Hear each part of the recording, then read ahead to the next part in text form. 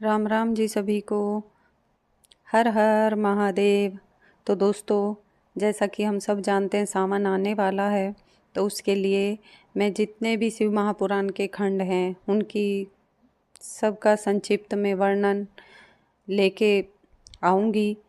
तो आज सबसे पहले खंड विधवेश्वर संहिता का संक्षिप्त वर्णन इस तरह से है कि शिव महापुराण का पहला खंड विधवेश्वर संहिता कहलाता है। इसमें भगवान शिव की महिमा, भक्ति और पूजा विधि का वर्णन किया गया है।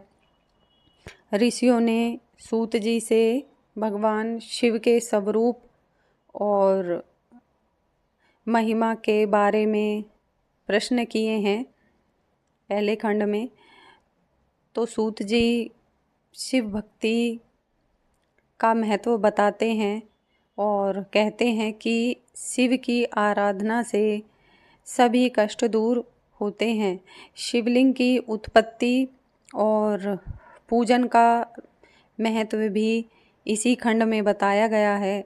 जब भगवान विष्णु और ब्रह्मा जी के बीच श्रेष्ठता को लेकर के कौन श्रेष्ठ है विवाद हुआ था, तो वो भी विधवेश्वर संहिता में ही बताया गया है। इसी खंड में अनंत ज्योतिर्लिंगों की कथा का वर्णन इसी खंड में मिलता है।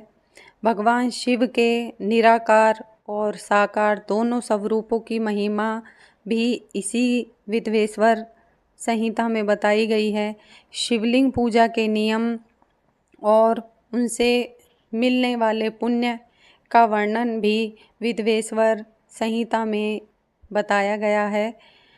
ओम प्रणव के महत्व और उसके आध्यात्मिक रहस्य को भी इसी विधवेश्वर संहिता में समझाया गया है।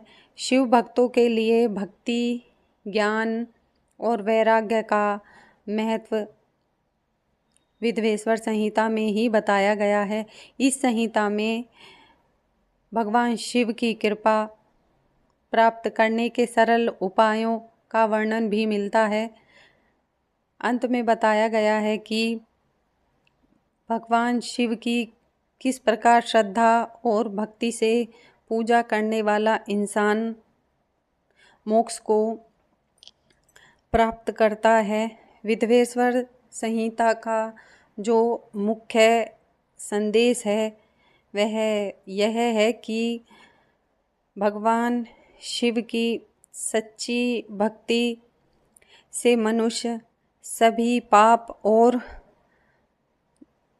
से दूर हो जाता है और उसके सभी पाप नष्ट हो जाते हैं और उसे आध्यात्मिक कल्याण प्राप्त होता है। तो सावन आने वाला है, सब लोग शिव पार्वती की भक्ति करें और भगवान को प्रसन्न करें, मोक्ष को प्राप्त करें, ऐसी मैं कामना करती हूँ। सब खुश रहें, स्वस्थ रहें, मस्त रहें। हर हर महादेव। हर हर महादेव। हर हर महादेव।